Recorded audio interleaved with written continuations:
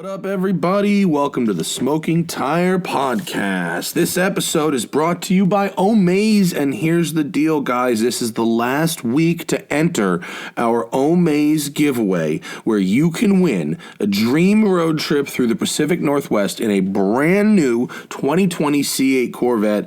And guess what? I'm going on the trip. Not in the car with you. You're going to bring your homie. I'm going on the trip with Hannah. We're going to be in a Lambo. You're going to be in the new Corvette C8.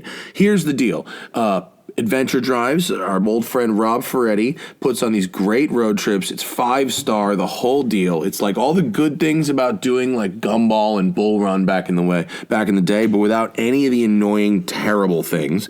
And we're giving you an all expenses paid trip with a Corvette from Gotham Dream Cars, the hotels, the travel, all the taxes paid, and $1,000 for gas, which there's almost no way you're going to go through. It's a 2,000-mile trip. So you get some extra cash there. I'm going on it. There's going to be like 12 to 14 cars, I think. The hotels are going to be dope. The roads are going to be dope. And when you enter, all the donations go to Team Rubicon, which is a really, really neat charity. I cannot recommend reading up on them enough. They do some really cool work. I only got 60 seconds, so let me tell you how to do it, and you can read about the charity elsewhere. Go to omaze.com/thesmokingtire. That's omaze.com/thesmokingtire. OMAZE.com/thesmokingtire. Donate, and I wish you good luck with your entry, and I'll see you in the Pacific Northwest. Also, I'm going to use this other ad space here to remind everybody how the Super Chat features work. We put up the live show earlier in the day. If you're subscribed to us on YouTube, which you should be, you get a notification that that live show is happening. You can go into the Super Chat and ask your questions before the show starts, so you're not limited to just doing it while the show is on. And a lot of people ask me how they can get in the Super Chat when they don't catch the live show. If you catch the posting of the live event earlier, you can do it. All right, folks, on this episode, we have to wave goodbye, at least temporarily, to our friend Vinny Russo, who's been a member of the crew. Well, he was, and will be a member of the crew infinitely, but he's been a member of the LA crew for the last 18 months. He's been out here for reasons that are not important to this show. He has to move to Houston for a while for work reasons, and that means we're not going to be graced with his presence in studio for a little bit. So on this episode, the crew show is where we wave goodbye to Vinny Russo on the Smoking Tire Podcast. What up, everybody? It's the motherfucking Smoking Tire Podcast. Sans Lieberman. My apologies for the last minute change and lack of guests. This week has been fucking kind of crazy. I had multiple last minute projects come up that because of the Hollywood hustle and because of you have to get that money when it's there, especially in these tough times, I had to take those gigs and do those gigs, and I'm happy they existed. Johnny Lieberman found himself in a similar situation in which he had to do a last minute photo shoot with a car, presumably for money. and I can't hate on that. He ain't being paid to be here, and so we can make time for him another time. But we couldn't make time for fucking Vinny Russo. Of course. Can't let you guys do a podcast by yourself. Well, you're about to. Vinny has to go to Texas on an extended business trip. I do. And that means he won't be here. No, that's very sad. Yeah, with the potential soon-to-be launch of the F5 and a couple other projects going on, I've got to be in Houston for a little while. Yeah. So I will be departing California for an extended stay. So Vinny doesn't drink, but we're going to pour one out for him. But instead of, we're inside, so I'll pour it in my mouth. Yeah. instead of pouring it on the floor. Pour some sugar on Vinny. Because he's not just leaving like the Smoking Tire Podcast. Like Vinny lives in my house, so there's quite a presence that will not be there. Yeah. Although the Cadillac will remain at West Side, and that's quite a presence. Yes. So I mean, that is the presence of two cars. Really, it is. Yeah. Vinny doesn't get. He's been around long enough. He doesn't have to pay double occupancy for the 27-foot Cadillac. I told the shop foreman, I was like, if you want to test the stress test the lifts, I was like 6,000 pounds. I was like, go for it, give it a shot, see how high you can get her up there. Oh my God! I think we have to start putting cars on them soon. Yeah. Yeah. How do they stress test that stuff? Like, do they make sure everything's set up correctly and they put like just lead weight on it? No, they put cars on them. Yeah. I mean, it does seem more convenient, but also seems riskier. I mean, yeah, but the holding of the weight is pretty set science. Yeah. They're not really concerned about that. Got it. If it goes up 1 foot, it's going to go up 40.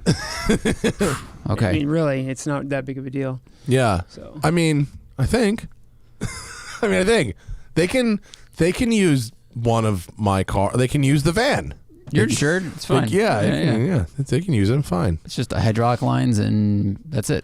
Right? I learned. Yeah. When we learned, I asked, if they could if you could crush a car. Like, you know what I mean? Could you fuck up and somehow crush a car with someone one of the doesn't pay their fucking bill? Yeah. Well, that was their answer. The answer was yes. You could maliciously crush a car. It would be very, very difficult to do one from stupidity or from not paying attention, but maliciously, yes, you could use a lift to crush a car. You just put it under and then just lower it, right? It's not like it, because it's not hydraulically pressed down. It's just releasing the pressure that keeps it up, and then it goes. Right. And if you were to lower just an empty tray or a series of empty trays, it probably wouldn't crush the car. But if you put a bunch of cars on top of it, you could. You could do some crushing. So I think the Delica would be a good test for height also. Is it under 7? Just barely. 7 is the limit, right? Yeah. What's the Delica? 6'8"? I think we just. I think we measured it. It was like 6'8". Yeah. Ooh, that's pretty tall. Actually kind of is. Santa Monica parking facilities are only like 6. It does. Wow. It went up an inch and a half, almost 2 inches with new wheels and tires. So Right. It got a little bit taller. It's narrow and tall. Yeah, it's narrow and like tall. Right. I'm not really tall. I'm narrow right now for sure. I was trying to give you something. I am, man. It's been kind of an interesting week. I guess I drove a Taycan 4S. So did I. Yeah, you said Vinny drove it for a little bit. But I drove it 275.6 miles with 18 miles left remaining on the indicated charge level, literally without trying. Like, just got in it and then drove it, and that's how far I went. Like, I didn't do anything. I just set the cruise at 70, and I had Hannah with me. I had the air conditioning on. I had the cooled seats on. I had phones being charged. I ran the Valentine 2, and I was going to be like, originally the test was from the charging station in Mar Vista, which is a new charging station, to Sarah's house in Palm Springs and back. Why Sarah's house? Why not? And it was actually because I just punched it in as a destination. It was exactly 125 miles. And so I was like, 125 miles. Okay, round trip, 250. Yeah. No problem. I mean, that's a range test. Mm-hmm. But I only used 100 miles of range to go the 125 to Sarah's house. And I was like, well, I should probably add some miles on the way back. So I headed south and went to Seal Beach and then up past Mar Vista to the Getty Center, turned around, and then went back to Mar Vista. So it's 275.8 miles without trying. And if you tried, like if you tried, like going a little slower or whatever, hypermiling or whatever, or if you did it in a controlled environment, like if you set the cruise control at Daytona Speedway or Nardo, as opposed to LA to Palm Springs with variable wind and variable hills and variable blah, blah, blah, 300 to 325 out of this car. You didn't mess with the tire pressure, nothing. You just... Nothing. Just got in it, went. Yeah, if you live in Nebraska, like cars like that are just going to cruise for 310, 320, 330. Just go. It has such, like when you take your foot off the gas and it just goes, it's like, it just has so much, so little drag. Resistance, yeah. Yeah, it's 0.22. That's the coefficient of drag. Yeah. Whoa. Yeah. I like that they didn't add any noise to it. So like it's not like piped in fake engine noise in there anywhere that I noticed. I mean, what do you think Porsche's reasoning for the EPA rating?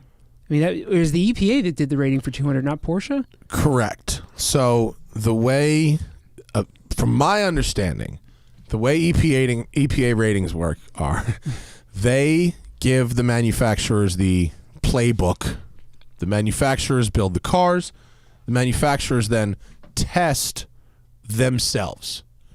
To make sure. And self-report. Right, to make sure they're going to pass the EPA and test. for the most part, the EPA doesn't actually do any testing whatsoever. They just take the numbers from the manufacturers. And they have never tested a Tesla. Okay, ever. Any Tesla. The EPA has never actually tested. So the Tesla, Tesla is like the long-range models are all like rated at like 300 plus, right? 300 plus miles. Yeah. Alex Roy says he regularly sees like 230 out of his Tesla long range, not 300 plus. Teslas clearly are optimized for whatever the EPA test is, which is not weird. Other companies optimize for the test also. Yeah, well, and they do the cars that aren't EVs, they optimize it for the exhaust tests and everything as well. So Little turbo motors that in traffic are more efficient than the V6 or whatever, but if you drive them both, but if you drive them around a racetrack, the V6 is the same, you know what I mean? The same or better, blah, blah, blah. I think because of Dieselgate, possibly, they actually tested a Taycan Turbo S. But like towing something, though? I don't know what the test is, but the test just doesn't. The car is just not optimized for the test. Whatever the test is, it was not a factor in how that car is designed. And so when anyone was driving the car, Alex Roy just drove a Taycan Turbo and said he got 295 miles. Yeah, I read that article today. So, and other people were getting 240, 250, 260. No problem. Right. No problem. I got 200 driving one like a piece of shit. You know what I mean? Like in the canyons. Jesus. By the way, on my canyon day in the Taycan 4S, I got about 220. Canyon day. Mobbing. Still plenty of battery. So dude, I dug on it hard a little bit that I had it and it's fantastic. Didn't move the needle. So anyway, I wrote a story for Road and Track. It hasn't come out just yet. I'm probably going to submit it tomorrow. I need to take another pass through it. And I made a video, a range video, and I made a dynamic Taycan 4S video as well. And fucking good car. Dude, the car literally is really cool. Going to change the game. Yeah, it's so cool. You could be a Tesla fan. I'm not. There's nothing wrong. I mean, I'm impressed with what Tesla's done so far. They set the bar. They were the bar. They were the only bar. But Porsche killed it. Being first counts for a lot in a lot of It does, yeah. I mean, it does. He had the balls to do something that at that point nobody else had ever done. I mean, look, there's plenty to be said about him, Elon as a person, and Tesla as a company. But at the end of the day, they put their foot in automotive history. They're on the board. They're there to go. They haven't. They're 3 cars in now, which is further than any of us thought that they would get at the beginning.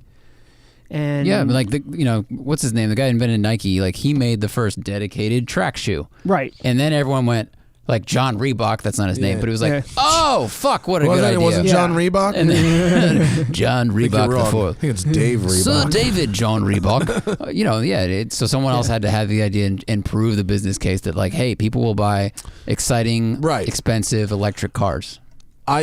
Point being. That when Car and Driver did Taycan Turbo S versus Tesla 100D, they did a test where they rented, it wasn't Daytona, but it was a big oval, and they found that despite the 140-mile difference in claimed range, or in EPA-rated range, excuse me, the real-world range, the difference was like 10 miles. Like nothing. The difference was like nothing. I mean, it was something. 10 miles is something, but it's incredibly minimal compared to the ratings. So you can game the system. You can under-promise and over-deliver. You can do one or the other, but the real-world range is really what matters. And so I feel like Porsche went in with the EPA testing and said they had it the way that they wanted it, fully expecting to have to like detune it and change it and make all these things for the test, and then they ran it, and it ran through the test at 201. They went, all right, just go. Don't change anything. Maybe I don't know. Maybe there was just not on the list of priorities. I don't feel like they compromised anything in that car for range. Like dynamic wise, but I mean, I think whereas a gas car, you can tell certain things they've done to compromise for EPA ratings. Diesel trucks do it and things like that. You can tell one thing, and you'll see it in my Canyon video. The tires on this car are fairly eco. Okay. And they're fine. Yeah. Don't get me wrong. They're not it's not like Prius tires or anything like that. But the Taycan Turbo S anyway that I drove had Pilot Sport 4S's on it or something, which is obviously not going to be as efficient, and they were 21s. And then this had a 19-inch Conti that in the canyons, after about 6 or 7 hard corners, they started getting squealy. And the wheels have aerodynamic coverings on them. Every other spoke is covered with plastic to make it more slippery. It's got some stuff, and but if the shape is 0.22, I mean that is crazy. Yeah. Remember Can you look up the best drag coefficients of all time of passenger cars? That's got to be top 1 or 2. Or 3. You got to guess before he looks. What do you think? I mean, you've got stuff like the GM EV1, which and then that crazy Volkswagen XL, whatever the fuck thing it was. Technically, was a production car. Yeah. This list will surprise people. What is this list recent? Is it current or recent? What's the date on that? This is 2014. Oh, 14? No. It's old. Some cars on those lists do surprise you. Remember that Mercedes E-Class diesel that we drove was 0.27? Yeah, that was amazing. I bet you didn't expect a GTR to be 0.26. No, I didn't. Because they look very big. Yeah. And what else? Just for comparison's sake, one of the slipperiest here is a CLA 0.22. Oh yeah, there's that Volkswagen Xl1. What's that? 0.19. But I mean, this is a concept car basically. That's a car from Demolition Man. Basically. Yeah. So let's talk about. I mean, it's a production car. What was the best regular production car? The Mercedes CLA. Yeah, that's 0.22, which is incredible because it's Tesla here. A 2012 Model S is 0.24. Mm-hmm. Wow. So Taycan is 0.22 slipperier than that. Yeah. It's and you know what I like so many things about Taycan. In the canyons, aside from those eco tires, it basically feels like kind of like a Cayman. It's heavy, obviously, but with the rear steer, it's really agile. The weight is so low, and you sit down inside the wheels, kind of, you know what I mean? They sink the whole cabin so low. And the view out the dash, it's very Cayman-like, and so it really gives that impression, sort of when you drove the Aston Rapide versus the Aston DB9. They didn't feel any different. It was 1.5 feet longer, but it was basically the same exact car for all intents and purposes. Totally. This is kind of like that. I agree, and I think it has the lowest center of gravity of any Porsche production car. It does, yeah. Which is, and I mean, I should clarify, it's the company I work for, we shoot a lot of stuff for Porsche, so I'm not going to review the car or anything, but I've driven it in the canyons for B-roll, and I will say that it felt way lighter than the advertised curb weight. You cannot trust Zach Clapman because he was paid by JF Musial and he was paid by Porsche to shoot B-roll. So you cannot trust anything Zach says. He's a corporate stooge. JF would jump on and be like, Zach is the worst corporate employee we've ever had. Corporate stooge for Porsche. Steps on all our dicks all the time. Yeah. So full disclosure, Zach drove that same Taycan 4S that I drove to shoot some B-Reezy. Yes. Yeah. Some B-roll. Sometimes they need to do that. So if you see some very polished B-roll of that car, look for Clapman. If you see that fucking coronavirus hair. Yeah, that's true. I'll give you a flip side to the drag coefficient number. So what do you think a Hummer H2 is? 0.46. Higher. 0.64. 5.7. Wait, just what's... I don't know, I know that lower is better, right, in drag coefficients, right? But what is 1.0? What is what's the worst that something could be? What is a cardboard box? What is a building? A Legends car is 0.7. A Caterham 7 is 0.7. Hummer H2 G-Class is a 5.4.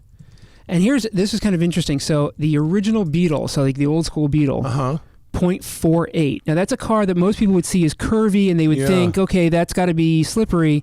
It's really not. It's 0.48. The new Jeep Wrangler is it was 0.48 better than like another 1940s. I mean, we're talking about the 40s. It probably was. You know what I mean? Like what's on this list? But like a 1937 Mercedes? Well, a 37 Lancia Aprilia is 0.47. A 79 Ford Mustang is 0.46.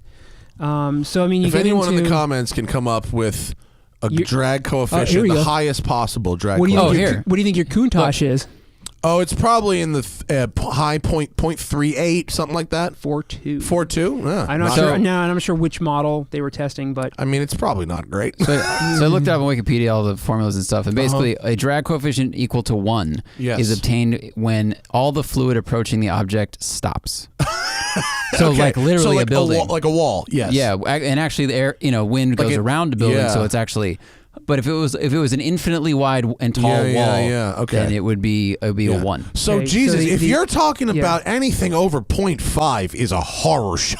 Yeah, basically. Well, I mean, a Hummer H2 is 0.57. That is literally twice the drag of a Focus. That's fucking terrible. That's two of them on top of each other. The EV1 and the XL1 are 0.19. Yeah. And then this is interesting. 1935.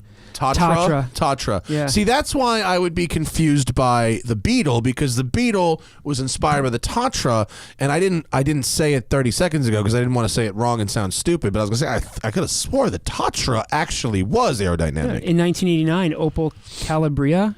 The Opel Calibria. 0.26. Wow, good for Opel. Yeah. All right. So, I mean, there was some over the years sprinkled some things in there. I mean, even like a 98 to 05 Mercedes-Benz S-Class was a 0.27. 98 to 05. Oh, yeah, that's a very slippery design. Yeah. So, I mean, you can kind of get an idea. I mean, most of the ones in the low list are obviously more modern, but every once in a while you get some we looked it up when we were doing the Levante video, like the Levante was 0.31. And like the X5M was like 0.34, Cayenne Turbo was like 0.34, 0.35, something like that. So, and I think a lot of the supercars that have the downforce and stuff are in the middle 3.3 range. Yeah, depending on Subaru SVX is 0.29. Oh man! Wow, SVX, a car that never had a chance, but really should have. When was this made? Because it has to be cocaine, right? If Subaru retro futured the SVX, that would be cool. This is such an amazing idea that someone had. Did you like SVXs back in the day? Coming right off cocaine. Someone found a bag and then drew this and sold it. Someone found a bag. Because this was right before, when was like the Japanese recession? When it was middle 90s. Middle 90s. So this was like this was right when they were just almost peak bubble. Yeah. Tokyo is a Panasonic future. I in high school when I saw them, I did always like them, and I for a long time didn't even know what they were. I was like, is that guy in that? Well, when you're a kid, you associate features, right? So you see those split windows and you think Countach, you think DeLorean, you think boat, airplane, whatever. It's inspired by other shit. Ticket window. Yeah. What I think is funny is that they were able to, like, even in 1984, Pontiac Firebird Trans Am with the Aero package was a 0.29. Yeah. So over the early ones before they start putting the body kits on them and stuff. Yeah. Right? I think the first gen Camaro was actually fairly slick as well. And like over the years, they've been able to do. In 1921, they had a Rumpler Tropenwagen that did that did a 0.28. So they've been able to do the drag coefficients over the years. They have the design and the technology to do it. I mean, they just didn't care. They just didn't care. Now they hide it. Now now they've found ways to do it where the car looks good. Right. It's not just like a total like belly tanker streamliner kind of deal. That's basically what the Rumpler Tropenwagen. Basically a belly. What's it called? Rumpler Tropenwagen. Tropenwagen. Wait, what are you? A Rumpler? RUMPLER. Yeah. TROPFEN. Wagon. Tropenwagen. Oh yeah, look at that. I mean, it's cool looking for 1921. Wow, which way is it going? Oh yeah, it's going forward, but looks like it's going in reverse. It's got kind of a boat tail speedster thing. You know what? I like the fuck out of this. I would love to roll that at Pebble Beach. That's pretty cool. It looks exactly like someone took a boat and put wheels on it. When you look at that wind hitting it, you would never think that's a 0.29 drag coefficient. No, and what a great photograph. God, I'd love to get that blown up on the wall. See if you can find a headshot on it. A Rumpel-Tropfelwagen. That's the kind of car you could drive. Oh, this is why. As fuck. That's why. Yeah, that's why I watch. People would just wave and smile. Oh, look at the nose. Yeah, this is why it's 0.29. Oh, it's a biplane. It's basically a biplane. It's an airplane with wheels. Yeah, you would hang. You're talking belly tankers. Yeah, you know what? It pretty much looks like you'd hang it from a Zeppelin. It's basically the cab of a Zeppelin or like a Chris Craft. Yeah, it's a big canoe with a cover. A fuel tank on an airplane wing. How many of these did they make? Just one? No. Oh, I'd love to drive that. Imagine a Chris Craft boat hull, painted Bugatti French Racing Blue. It has with dive planes front and rear. 100 cars. They then have a gondola top, a ski lift gondola top attached to it. It's fucking awesome. Dude, the dive planes are this is a submarine with wheels. And they've got like a wafy kind of chick driving it in this promo shot too. Yeah, that was the very first streamlined production car officially. That's what they call that's its claim to fame. Dude, where is the nearest place to Los Angeles where I can go see one of these and maybe I'd be drive surprised if the Peterson didn't have one. Yeah. Nah, if one of these was at the Peterson, I would have seen it. Mullen? He might Maybe have one Mullen. of these things. He likes French things. This seems German. My favorite question for today will be which direction is it going? So remember there was that Italian car show that Bryant Creedon put on a dais I went to with the Countach, and if you scroll back like a month or two in my Instagram, there's this Fiat 600 that it looked like it was going backwards when it was going forwards. It looked like it's same kind of thing like this. You couldn't tell which way it was going. It was one of the coolest things I'd ever seen. Very, very rare. So only 2 examples are known to survive. One in the Deutsche Museums, and I'm not even going to try and pronounce that word, and another one in another German museum. There's only 2 left, but fuck. Wow, well, that's really, really cool. What a great find. Yeah. That's awesome. I'd love to drive that thing. It really it looks so crazy. Yeah. I'd love to see Blastoline do a version of it. Oh, Speedster. Look, they had a Speedster. The one without the roof is real cool. This is a straight up Chris Craft with wheels on. Yeah, absolutely. Yeah, I can build you one. Like you guys. Yeah, I can build you one. You guys, I have an idea. Like the tail is as pointed as a surfboard or a canoe or anything. I mean, it is 100% streamlined up in very cool. Dive planes with but the little marker lights. In 1921, even though the guy obviously designed it off a plane. Bro, I don't know.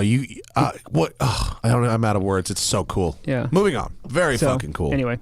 The Taycan 4S is remarkable. And oh, by the way, if you put me in the Taycan 4S, having never been in a Taycan, if you put me in the 4S and told me it was the Turbo S, I would still be pleased with that.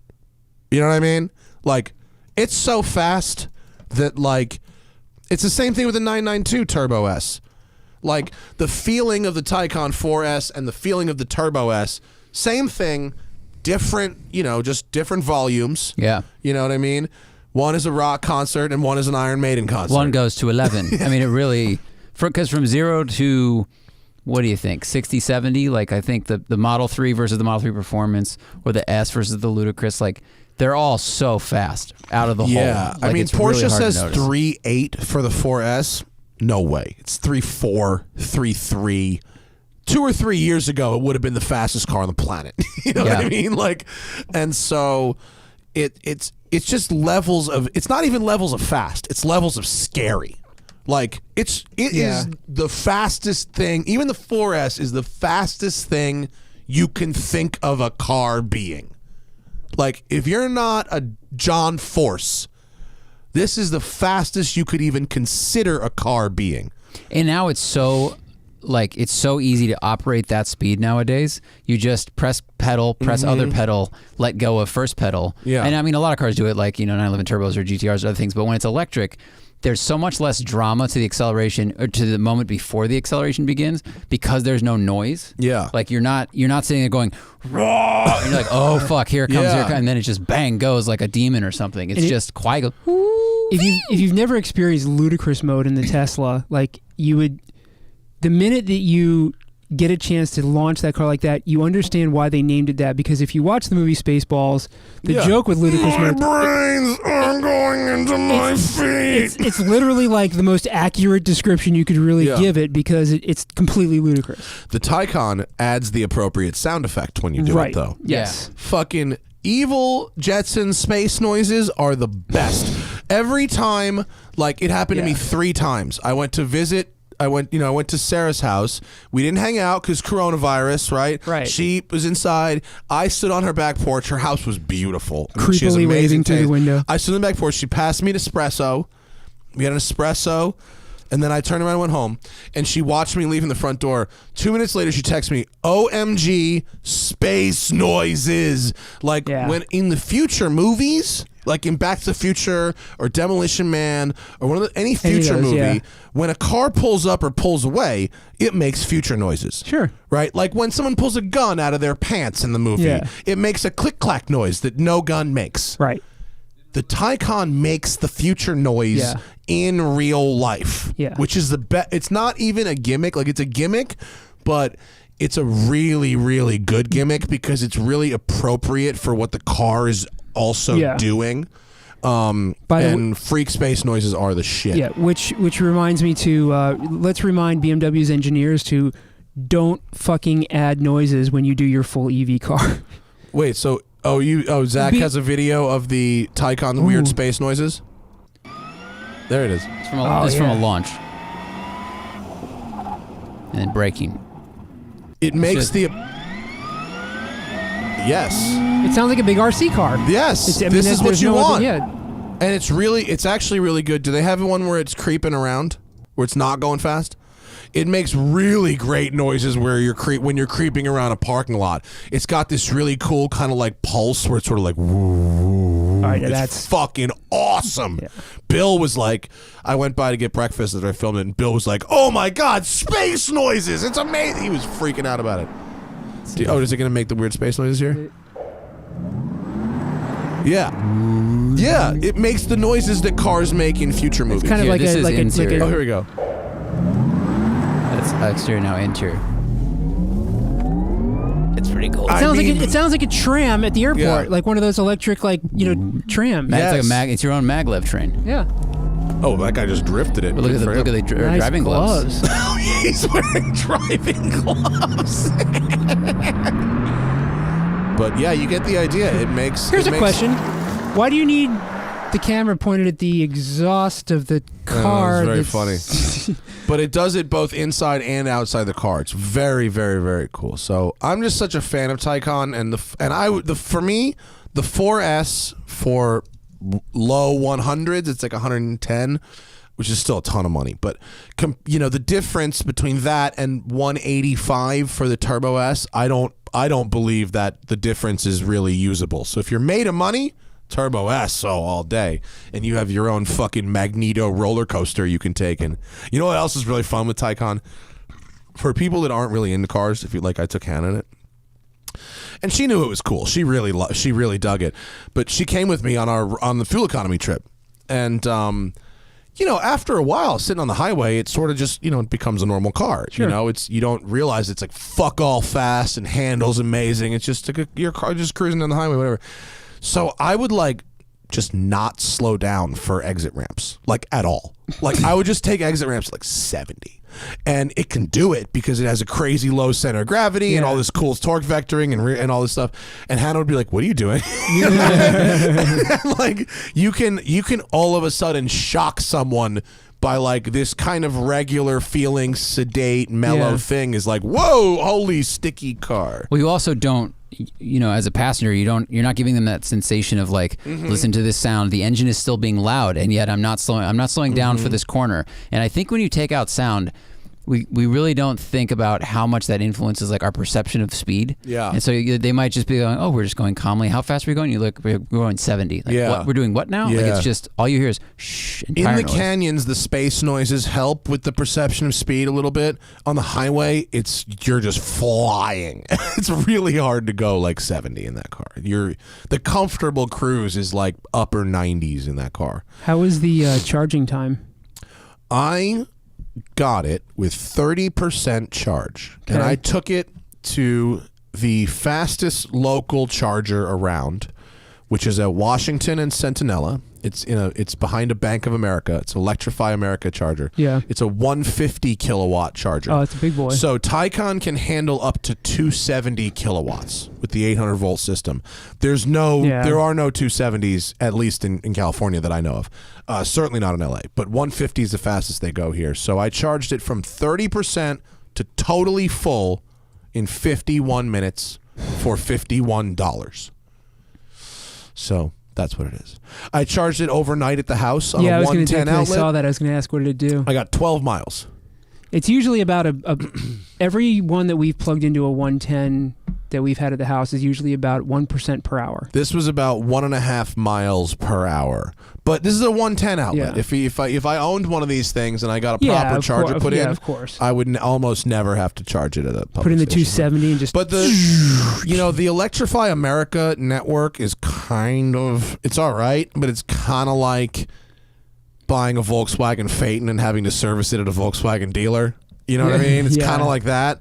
But you don't have to use. You can use any of the other chargers that aren't. Yeah, you can use other ones as well. Yeah, that aren't Tesla superchargers. Yeah, well, You can use a bunch of different ones. And look, if I was driving around LA, that particular charger, and look, it's just one charger, but that charger was 100 yards from a grocery store. You know what I mean? There was stuff around it. Yeah. So I was able to put a mask on, hand sanitize up, and take a little stroll to the grocery store and get some grocery shopping done while I was charging, and it was fine. I mean, that's always been here in LA. The issue is the infrastructure with the charging. And they'll build them. Yeah. They'll build them. What's kind of funny about this one is I'm pretty sure that there are propane powered generators just like behind a metal enclosure, like because you plug in and you hear it go and it's like, well, just electricity doesn't. There's like a generator turning or something back there. Like what the fuck is this? But that's pretty funny because they couldn't get like the big electric pipe from the main plant, so like just build a generator. The city's grid is. I do think it's a lot of cooling fans behind some of those boxes. It might be. It's cooling because the power that's running through would be so hot. That was that's part of what true they installed for the PEC. 150s. That might, that's true. That's true. The ones at the PEC are what? Are they 150s? Yeah. Are they? They're not faster than that. I don't think they're faster than that. I saw them when they were being built. I didn't know the spec. I think the biggest they make are like a 300 at Electrify America. Yeah. And I've used that before, and it's crazy. It's 20 minutes, and it's like 0 to 80. Yeah. Was that the one in Ontario Mills at the mall? Oh yeah. Okay. Yeah. It's like off in the side. Yeah. But I mean, I drove for 5 hours, which is a lot, So still, electric cars not for everybody, but fuck, do I love them. I mean, I think what you've highlighted, and other people have done this before, is that the people, and I know we've been over this, but everyone who goes, well, it doesn't have enough range for my life, and we all know that the average driving is 12 miles and stuff. But it's like if you can do 280 on a charge, like that can last you 20 days of driving if you're doing 12 miles a day, or it can take you a pretty far distance for most road trips, and like it's not really a big deal.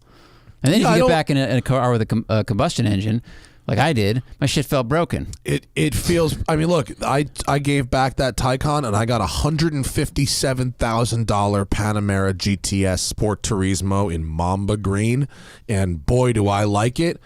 But I would be totally lying if I thought it didn't feel like taking a little step backwards. Just the vibration alone, even though it doesn't really matter what engine it is, unless it's an inline 8. Yeah. Like you're gonna feel it, and you're gonna hear it. You're gonna hear the belts in the engine and the exhaust and stuff, and you kind of go, "Oh wow, that is quite different." Yeah, and I don't think. I mean, I don't want to put words in that people like combustion or electricity for all different kinds of reasons, but I think right now in America, charging, there's not a huge price difference between buying a tank of gas and doing a public charge, especially these days. Yeah, and EVs are awesome, and but right now, they're a luxury for a lot of people. They're not. It's not It's not an economic choice. Yeah. And so it's a very cool luxury. And if I were the kind of person who wanted a 6-figure daily driver, I'm fucking gung-ho for a Taycan 4S right now in Mamba fucking green. I love this color.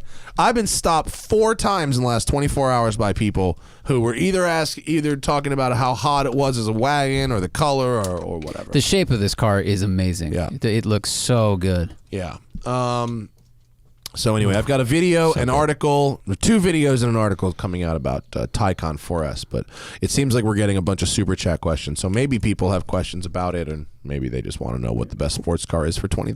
Porsche is killing the game. We got a bunch of them. Yeah, and also, before we get to super chat, and I also did something else interesting this morning, which is that I drove a customer's C8 Corvette. Yeah. I drove a dealer, a regular production run car, sold to a customer, had 600 miles on it, because when we did Performance Car of the Year, we had some questions. Like, the car was great, but it seemed a little unrefined in certain areas, and I was concerned with how the production cars would come out.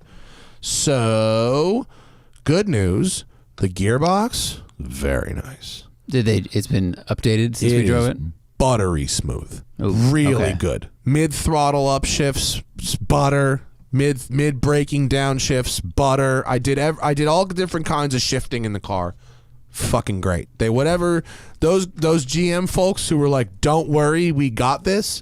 They did have this, as it turns out. Yeah, they had it. It's fixed. Gearbox was great. Excellent. Really, really good. There's a huge butt in here, though. Well, there's not a but. The other things dynamically about the car were as good as I remember it, if not better. Driving that car up Encinal Canyon Road, because Encinal is very interesting. I like testing cars on that road because there's about 4 different mid-corner bumps that you take them uphill and then you take them downhill. And how the car reacts to those bumps really tells a lot about the car. And this thing was the stickiest of the icky. It was fucking fire up this road. Just no disruption, no adjustments in the steering angle, fucking like those bumps weren't even God, there. did they really nail that ride and handling. I mean, it was exceptional on those mid-corner bumps and yumps and the negative G's even it was fucking great. The bad news. I told you there was a but. Bro, the panel gaps. Elon Musk would laugh at the panel gaps on this thing. They were atrocious. Insert Tiger King teeth meme here. Bro, the front bumper didn't line up right. The hatch, the rear hatch, like the gap on one side was totally different from the gap on the other side. Ugh. Now, do you think is that an adjustment? Like you can just turn those screws on like the hood latch? I'm sorry, you can. can. It's a 500-mile car it was $80,000. Oh, I'm not saying it's okay. I feel like they're just trying to squeeze every second out of a production facility, and they're like, you get 2 seconds to align this. Dude, we know. I've been to Bowling Green, and I've been in the factory that makes the Macan. And I would give anything to have Corvettes built in the Macan factory. Where Porsche builds crossovers, shames where General Motors builds their Halo car. The panel gaps were atrocious. It was really bad. Jeez. And remember when the GM people were like, "Don't judge the car. It's pre-production. It's pre-production." They want you to think that it's not as good as the production, but in between the lines is it's better than the production. Yeah, cars. I mean that's smart marketing. In some aspect. If you read in between those lines, it happened with the C7 too. The build quality was not as good on this car, and the dude who owns the car knows it too. What was his feeling? He was very honest about what the car was and what it wasn't. You know what this guy? You know what this guy does? This guy is his job. This guy is the head of quality control at Beats by Dre headphones. So he is not being fooled by anything. He knows what this car is. I met him at the JDRF track day. Mm-hmm. last year, the Juvenile Diabetes Research Foundation, he was driving a Cayman GT4. He has multiple Porsches, and he just thought this would be a fun thing to rip around in for a year or two. He does well. He's a daily driver. He doesn't care about the panel gaps because it's not what he bought it for. But he goes, dude, look at this gap. Yeah. It's fucking horrible. But he doesn't care. But if that was your dream car, like you waited for it, like this was like the thing, like I might be a little disappointed. I would be totally disappointed. Yeah, I would be a little disappointed. I guess it's like if you're so in love with it, you don't even notice. You know, like if you bought a car and you're just like, oh my God, I'm so excited, and you just don't see anything wrong with it. Like when I didn't notice the Miata I bought made noise in reverse or what, other stupid shit. Then you don't notice, but it's like that buyer that is an intelligent person that may have a job in like QC or they're an engineer or something, and they're going to go, how come? Why? It's like my Corolla's fine. You always hope that with a new generation of Corvette that this won't be a thing. You keep hope alive. And with the C7 on those press cars, I thought we had gotten there. And then I saw the customer cars and went, oh, God. If people were worried that the new Corvette wouldn't stay true to the old Corvette, rest assured. Fear not. Some of the last of the ZR1s, I mean, I went over those pretty good, and they weren't. No, by the end they figure it out. Because that guy's been screwing on door panels for 7 years. You never want to buy the ZR1. You really have to be hesitant if this is going to be your dream car. You really want to be hesitant about buying the first year car out. Yeah. It's just. And this dude was cool as fuck. He knew what he was getting. Yeah. He didn't give a shit. It was what it was. Yeah. And honestly, it drove great. I got in the car and immediately went, oh yeah, this thing rules. Like it was super fun to drive. Like I said, the ride was spectacular. The handling and all that stuff was great. And I cannot say enough nice things about how they finished the trans tune. The trans tune is great. It feels really good. Yeah. And so they said they would nail it, and they did. And so that's good. They didn't promise you panel gaps. There's a video. They didn't promise you panel gaps. So they did what they said. It was implied. Might have been, but they didn't say it. No, as soon as they said, don't judge this car, it's pre-production, I read between the lines immediately. Yeah. Not that me and Camisa looked at each other like, yeah, man. But it was, there's don't worry, there's a video. I just gave, now no one's going to watch the video because people heard it here. But I think it's only 400 viewers here. Oh. So. We have a pretty high ratio of viewers to donators today. That's pretty good. We do. Yeah. Fuck yeah. So I think those are the things this week. I filmed fucking four days so far this week. You did a lot. All 4 days I've been in. And 3 different cars? I filmed 3 different cars in 4 days, and in one of them, I drove the Taycan almost 600 miles total. I drove it a lot. I went to that charging station 3 times. Like a junkie. Give me another hit. Give me another hit. I didn't see one other car there. Not a single time. Not one car. Social distancing. That car is so good. I had to charge it at a Target, and there was 4 open Electrify America spots, nothing in there. Walmart, same thing. Yeah. It just depends on what neighborhood you're in and how many people there own plugins. Yeah. Is really what it is. Yeah. Yeah. In that type of neighborhood, I think a lot of the people that own plugins have homes to plug them into. It's not a dense urban apartment type neighborhood. But whatever. Yeah. Video coming soon, as well as words. Someone in my building has their Volt plugged in. Definitely didn't notify the manager that they did it. But I was worried. How long does the extension cord go? It goes up to the ceiling first. Let's start there, and then it runs along sewer pipes, and then it goes down another wall, and it's zip tied along the sewer pipes. Yeah, they found a plug that's outside the locked washroom or clothes washing room. Laundry room. Thank you. What's wrong with me? And they just found it, and I looked at it, and I've looked at the other problems in my building. I'm like, good for them. Fuck these people. The people that run the building, not them. Yeah. It's good. That's very funny. Yeah, no, I remember I've seen in buildings, I've seen someone raising the cord up to the second floor window. You see the thing dangling down from the apartment window. Yeah. Yeah. What are the people saying today? Seems they have a lot to say today. Got a lot. Driven Dream Garage says, thank you, Vinny, for advice on Barrett Jackson. They're going to take their Bronco to Scottsdale. All right. Hope to see you there. Cool.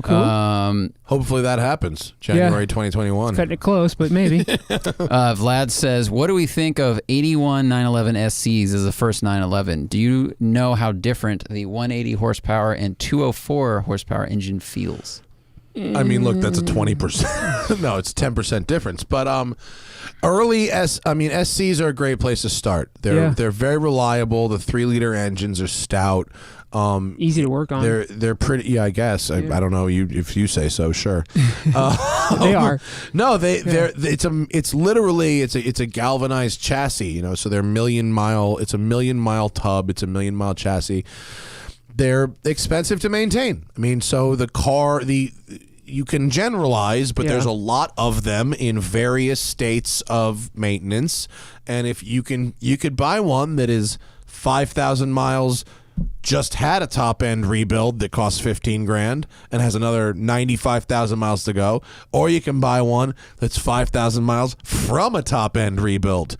You know, and everyone knows what these services cost, and so you know if the last top end rebuild or full rebuild was 100,000 miles or 80,000 miles ago, you're coming up on a $15,000 service. So that gets factored into the price point. I mean, when I bought my 911, part of it was that it was a, quote, weird color. That made it cheap. But also part of it was it had 91,000 miles on it. And at 100,000 miles, you need a top-end rebuild, and that's $15,000. Yeah. So if it had a fresh top-end rebuild, a car that was $35,000 might have been $50,000. So that's sort of an I know what I have situation, or I'm trying to avoid, I'm going to sell this car 10,000 miles before it needs this, you know, enormous service. So in general, they're fine. They're great. I gotta say, I mean, I owned my Cayenne GTS, and I freaking love that truck. I mean, it was amazing. It really was. But if anybody is going to buy a used Porsche, you have to think about this in your head. If you're nervous about maintenance cost, it may not be the right car for you. Because if you have to get in that car every time and you're worried about something breaking and you're not going to be able to afford fixing it, like that's ultimately the reason I got rid of the Cayenne. And my friend Aaron from down at Auto Entourage just bought a Cayenne Turbo S in beautiful blue. It's amazing, first gen. And we talked about it, you know, because he was asking me about, he knew I had the GTS. And I'm like, look, I love the truck. I was like, but towards the end, besides the gas mileage here in California being crazy, I was spending like $800 a month on fuel. But the minute I started to feel like the transmission like made a weird hiccup, or like I heard a weird noise, and I knew the rear main seal was just sweating, not even leaking, just sweating. But I'm like, it's not going to get better. It's only going to get worse. And it's a 20-hour job to replace a $9 seal.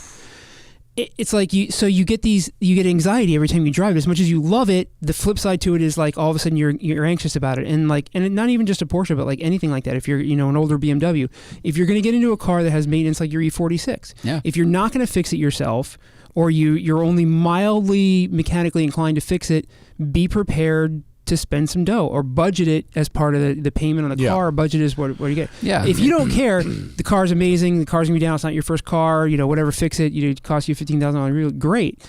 But if you have to be anxious about it, do yourself a favor and find 100,000 miles on a 911 is a lot.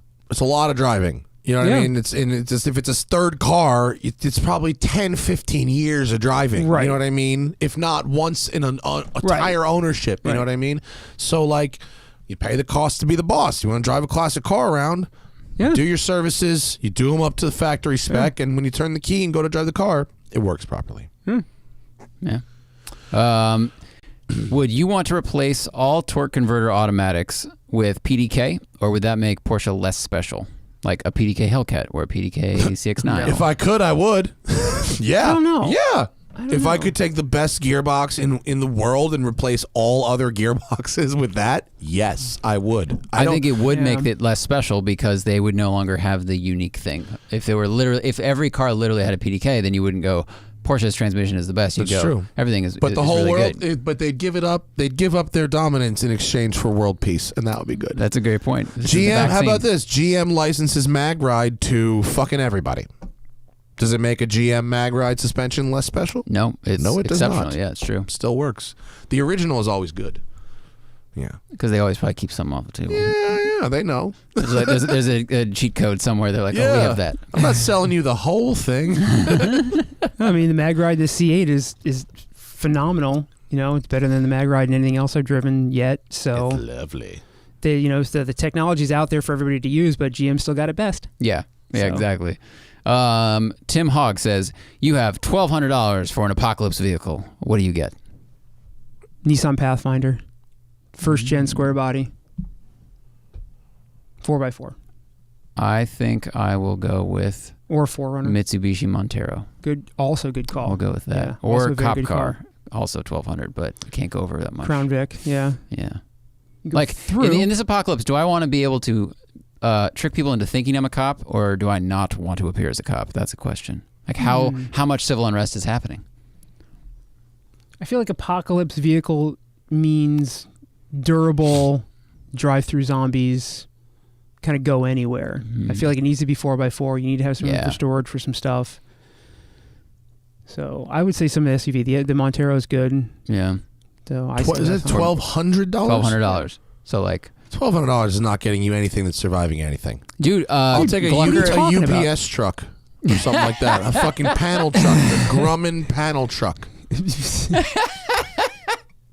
Wasn't expecting that at all. I want something with 30-foot wheelbase. That can barely turn.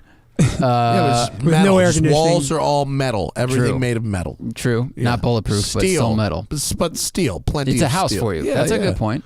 Yeah. I think Andrew Collins' Montero was like $3,600. Very cheap. That's 3 times the person's budget. Not in the apocalypse. It's either cheaper or it's way more. The Monteros are going up in price now because people are starting to realize they're collectible, which is why I went Pathfinder, because you can get it for $1,000 all day long. I don't think collectible. I think it's like people realize they're good and they're not 4Runner expensive. Monteros are approaching ironic cool. They're moving slowly into ironic cool. I think the function is valuable, but they're not like good looking compared. 4Runners are better looking, and 4Runners have all the Matt doesn't shop for $1,200 cars ever, so he doesn't really realize what's out there. It's a conversation between you and I. Yeah, like I can tell you, like if you only shop, when Rob Ferretti sends me on a mission. If you shop, you can really get a lot of car for under $2,000. Yeah. Ferretti said that the 3 of us should buy our first cars and go on a mission in our first cars. And I would have a Mercury Villager. 79 Oldsmobile.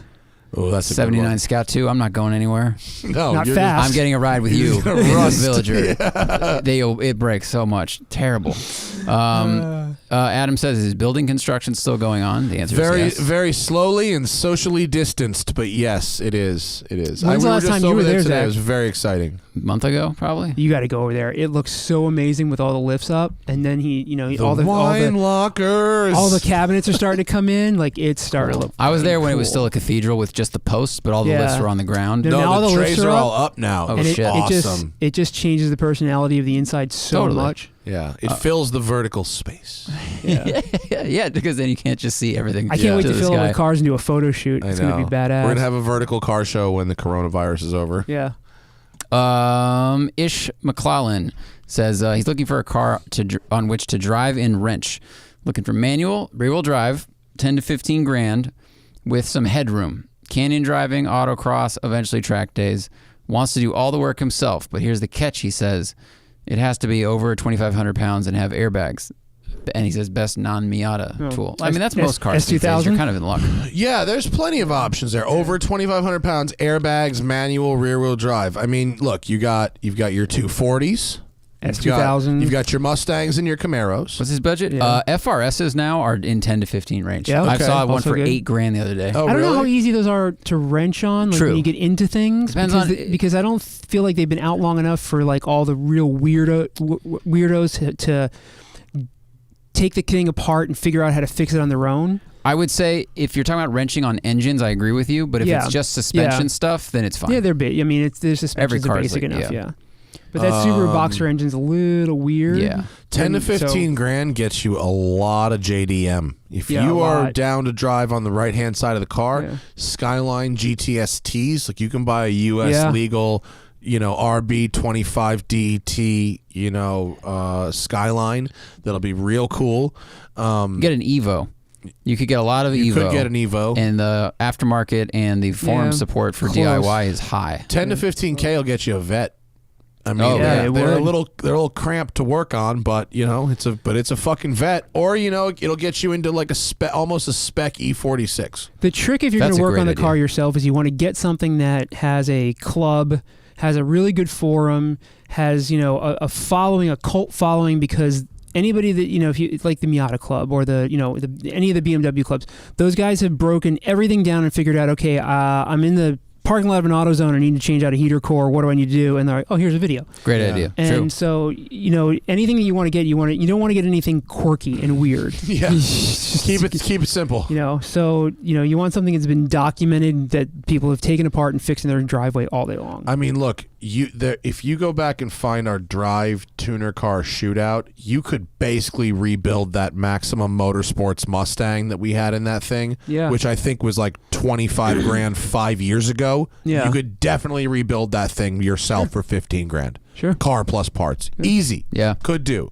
Yeah. Like, that would be a great thing to do. Yeah, it would. Yeah. I would take a section of that budget and put it, if you're going to wrench on it yourself and you want to learn how to wrench, put $2,500 aside, at least $2,000 aside, and buy yourself tools. Good tools. Yeah, good point. Good tools. Start with and tools. Factory service manual, factory wiring diagrams, you can find them. Like whatever car you get, start Chilled there. manual or something. They're expensive, but they're good. The chilled manual is good, and you should have that in addition to, but there are always things in the factory service manual, certain torque ratings, if you're going to take the engine apart, and certain things that aren't always in the Chilton's manual. And the Chilton's sometimes dumb it down because they have to fit so much into, it's not usually as specific for your car. It gives a lot of generalization. So if you end up getting a model car that's like a special edition, like you're talking like a Japanese one, I'm not sure, but the Chilton's What's manual. the other company? Haynes and Chilton. Yeah. And there's even I think there's a couple other ones, Bentley, depending on if you've got a Right. Volkswagen or a BMW or some of the European cars. But documentation and tools. If you're going to budget yourself a certain amount of take 10% of that and put it towards tools if you want to learn, because that will make all the work easier. I mean, look at what you went through in your E46 with all the tools you had to I had to go buy a bunch of special. That's the thing about European cars is specialty tools. You need specialty tools. Sometimes they have like special fasteners on them. I had to get with the Torx and the inverted Torx. Yeah. And I know Volkswagens, a couple of those engines have like one tool that is specifically used for one thing, and it's only to like remove a spark plug wire. Yeah. And it's like you have to have if you that don't thing, have it, which you may want to avoid. So you may want to get something like a Mustang or a Camaro or something that's a little bit more simple to work on. And if you're tall, it sounds like, avoid anything with a sunroof, because all of those add 3 inches to the thickness of the roof, and it takes away a lot of space. Also height. If you're tall and you're talking about wrenching, one of the things you might want to do at first is throw away a set of stock seats and find yourself a set of rails and seats that really get your driving position where you want to be. I've in my Mustang, my Corvette, my 911, and any car where I easily could change the seats. Your Porsche? I think I did just say that. Did you? But Okay. yeah, I mean, I make my seat lower. I make my seat farther back. I get the angle where I want it. I mean, in the 911, I basically sit on the floor, which is awesome because I like really sitting down low in the car. So yeah, you Hulk can do that Hulk too. Hogan's Viper doesn't have any rails on the seat. They basically took the seat off, down, and back as far as they could physically get the seat. And when I drove that car, the Hulkster Viper, they actually have a custom 3-inch red vinyl insert that fits inside the seat that if you were to look at it quick, you would never know it was there, so that a normal person can get in it and drive it and give you an extra 3-inch foam that's funny. insert in it. Yeah, it's kind of crazy. That's hilarious. It's just like bolted right to the body of the car. It's the seat is. Sorry. Yeah, and then you've got this Velcro insert that looks exactly like the seat that you can pull out if Hulk's driving, but anybody else, it goes in and somebody else can drive it. That's very Smart. funny. Yeah. On my Vet, I had my seat. I had BBI bolt my seat down in a certain way, and I almost immediately regretted where it was. It was like an inch too far back, and I had to have them redo it all later. They were kind of annoyed with me. They were like, "You said here," and I was like, "I know, but." You had to move it and then drill. I had to move it again. Yeah, it was annoying. All right, Cho Ray says, what do we think of Bo Bachman from the new show Driven on Discovery? I haven't watched the show, but Bo is a friend, and he's a sweet guy, and he's invited us to his parties in the past. Yeah. Galpin has great launch parties if they've got a new Aston coming in. They got the Cuban guy rolling cigars there, who I fucking love. Awesome. Big room full of sushi and shit. Bo is going to come on the show. I don't know. I think it's the week... Corey 27th. was setting it up. It's the week of the 27th. Is it It's on the 27th? 27th. Yeah. Okay, good. Yeah. Good. We have him I on know the show at 4. from the TV show and the pictures you see of Bo, you wouldn't think that you would, like a normal car guy, you wouldn't like him or you couldn't relate to him. But he really is, like you said, anytime I've ever had any interaction with Bo, when I worked at Spiker, because they were a dealer there, and so I've maintained friends with him for years. He is a great guy. He's the chillest dude ever. Yeah, he's super chill. He is. He's got a great car collection. Oh His my God. fucking his collection smashes. Yeah. He's got all kinds. He's got like all the Ed Roth, like Rat Fink craziness. He's got a lot of gassers. I Von love those. Dutch's personal truck. Like he's got all kinds of fucking. Yeah, if you see him crazy out and shit about, over approach him, man. He's a great guy. there. Yeah, he's got that skunk hair. Really like that. He's got the white lock going on. Oh, he does? I haven't seen him in a long He's time. got the white lock of hair. Like Leno? I love that look. Yeah.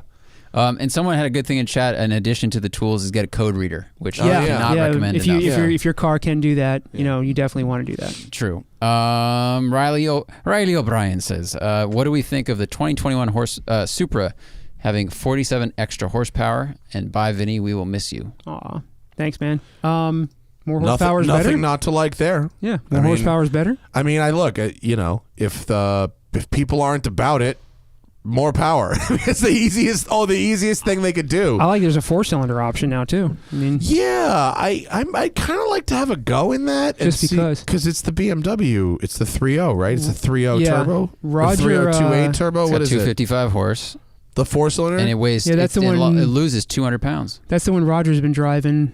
He's been driving a yellow one. He's been doing nothing but rave about it on his social media that he's got the new GR. Yeah, Roger Garbo. Yeah, he likes slow cars though. yeah, but I like fast cars.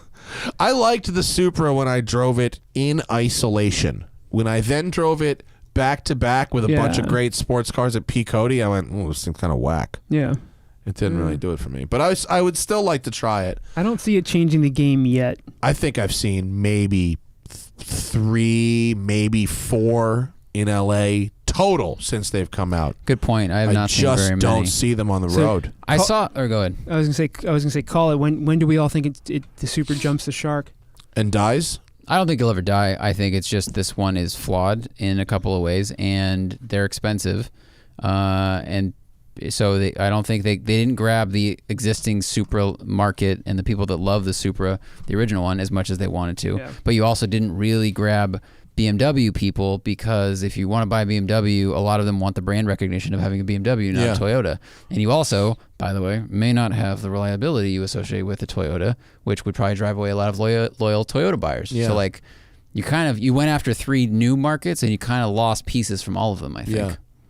It was, I did. When I first got it, I went, and I drove it. Oh, this is comfortable. Okay, it's pretty quick. It's not bad. It's the right size. It's responsive and fun. But then compared to the greats, it was like, nah, this thing cannot hang with this stuff.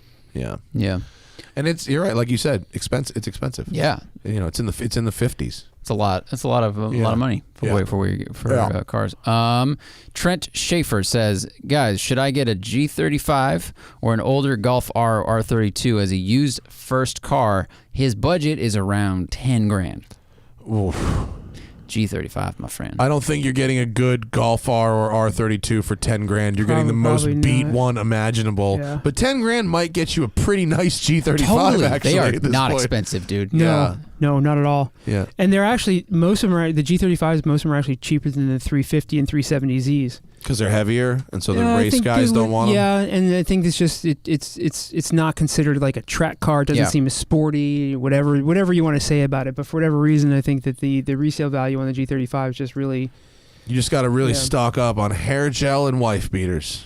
Get as much as you can. You got to Guido it out. I mean, look, near us, there's a bunch of them under 10 Gs. Yeah? There's a bunch of them. Like most of them.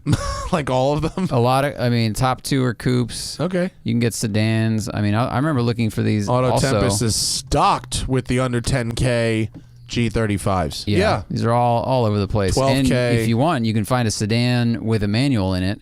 And if it's your first car, those are rare. They're but rare, they're but like you can roll around with your friends. Yeah. And the insurance will be a little cheaper on the sedan. Not a bad first car. Also true. And back in the day, go look it up. Back in the day, Car and Driver and Road and Track had the G35 beating the 3 Series E46 back in the day. Yeah, I like the exhaust note on that car too. I liked it in the beginning. It's like Nirvana. It's like the band Nirvana. When it first came out, I was all about that. I was like, oh yeah, that's the thing. And now I'm like, fucking all apologies again. It's like when a G35 goes by. Well, okay, aftermarket one. I really dislike that exhaust sound, but it's okay. All right, Faster says he lives in Texas. Needs a daily driving and He has a daily driver and track-driven Camaro 1LE. Should he get a F-150 to tow to the track? He's worried about the money and time if he breaks because he drives it to the track. Right. But he's not into trucks. But money is not an issue. So Don't worry about money. Well, look, okay. Then yes. You can do the math on what is it worth if you break your car. How many track days do you have to drive to and from, and how often? Because an F-150 is like it's tens of thousands of dollars, right? Even used, you're talking about $25,000 or something, right? So like. How many times do you have to drive to make that financially worthwhile? Because a truck means a trailer, and a truck and trailer means you now have to spend the time loading your car onto the trailer. And ultimately, you could still break the Camaro at the track, and all you're really saving is the flatbed to get home. You know what I mean? That's true. Like you're not going to be insured differently by driving by trailering it to the track. So you don't gain that back. What you're gaining is you might drive a little harder because you're not worried about crashing the thing that takes you home. That's really the big thing is that you can bring tools and spare tires. True. You can bring spares that you wouldn't normally have, and if you break down on the track, you can still get home. Those are really the only reasons you would tow something to the track. Yeah, I mean, it becomes a question of money and becomes a question of space. Do you have somewhere to keep a truck and trailer? I guess he's in Texas. So probably. And it's, how into the track are you? Are you going to corner weight your car and have the suspension set special for the track so then you don't want to drive it there and upset that? I mean, there's a million different things, but